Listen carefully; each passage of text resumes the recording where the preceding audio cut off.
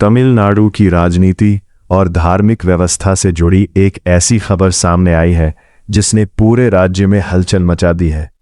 मुख्यमंत्री थलपति विजय की सरकार में मंत्री बने एस रमेश ने एक ऐसा अंडरकवर ऑपरेशन किया जिसने मंदिरों में वीआईपी दर्शन के नाम पर चल रहे कथित भ्रष्टाचार का पर्दाफाश कर दिया।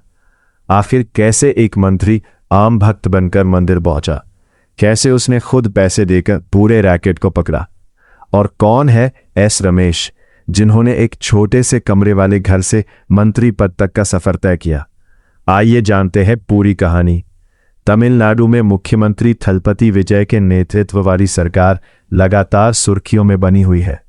सरकार के मंत्री जनता के बीच जाकर समस्याओं को समझने और उनका समाधान निकालने का प्रयास कर रहे हैं।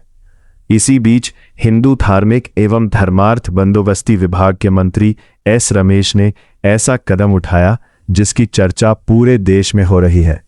मंत्री एस रमेश तमिलनाडु के प्रसिद्ध तिरुचेंदूर मुरुगन मंदिर पहुंचे, लेकिन इस बार वे मंत्री बनकर नहीं बल्कि एक साधारण भक्त बनकर मंदिर पहुंचे थे। उन्होंने किसी को अपनी पहचान नहीं बताई और 100 रुपए वाली सामान्य दर्शन कतार में लग गए। इसी दौरान उन्होंने वहां मौजूद एक पुजारी से जल्दी दर्शन कराने की बात कही। आरोप है कि पुजारी ने उन्हें विशेष दर्शन कराने के बदले 4000 रुपए की मांग की। पुजारी ने दावा किया कि पैसे देने पर वो विशेष रास्ते से भगवान मुरुगन के दर्शन करवा देगा। मंत्री रमेश ने पूरी स्थिति को समझने के लिए गूगल पे के जरिए 4000 रुपए ट्रांसफर कर दिए। जैसे ही पैसे का लेन देन पूरा हुआ, मंत्री ने अपनी असली पहचान उजागर कर दी। इसके बाद मंदिर प्रशासन और संबंधित अधिकारियों में हड़कंप मच गया। जांच में सामने आया कि कुछ लोग कथित रूप से 4000 रुपए से लेकर 10,000 रुपए तक लेकर वीआईपी दर्शन की व्यवस्था कर रहे थे। इस कार्रवाई के बाद मंत्री एस रमेश ने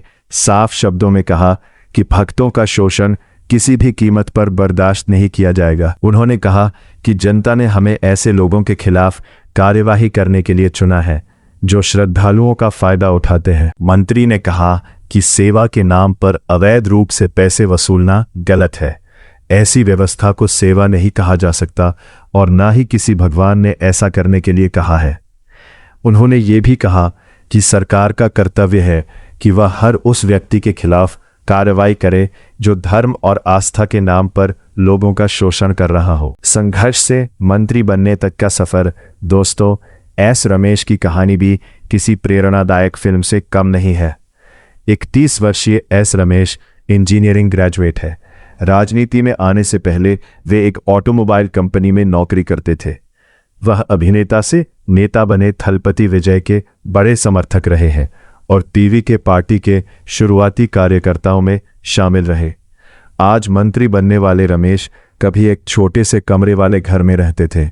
उनके पिता श्रीनिवासन आज भी एक मंदिर में पुजारी के रूप में कार्य करते हैं और उन्हें लगभग 5000 रुपए मासिक वेतन मिलता है। उनकी मां रोजाना लगभग 90 किलोमीटर का सफर तय करके नौकरी पर जाती है। रमेश के दोनों भाई निजी कंपनियों में साधारण कर्मचारियों के रूप में काम करते हैं। यानी मंत्री बनने के बाद भी उनका परिवार आज भी बेहद साधारण जीवन जी रहा है। रिपोर्ट्स के मुताबिक मंत्री बनने के बाद रमेश सरकारी आवास में अपनी पत्नी और बच्चे के साथ रहने वाले हैं, जबकि उनके माता पिता पुराने घर में ही रहना चाहते। मंदिरों में वीआईपी दर्शन के नाम पर होने वाली कथित वसूली लंबे समय से चर्चा का विषय रही है, लेकिन इस बार एक मंत्री ने खुद आम भक्त बनकर पूरे मामले की जांच की और कार्रवाई भी की। अब देखना होगा कि इस ऑपरेशन के बाद तमिलनाडु के अन्य मंदिरों में भी ऐसी व्यवस्थाओं पर कितनी सख्ती होती है। आप इस पूरे मामले पर क्या सोचते हैं? क्या मंत्री एस रमेश का ये कदम सही है? अपनी राय हमें कमेंट बॉक्स में ज़रूर बताएं। वीडियो पसंद आया हो तो लाइक करें, शेयर करें और चैनल को सब्सक्राइब करना बिल्कुल ना भूलें।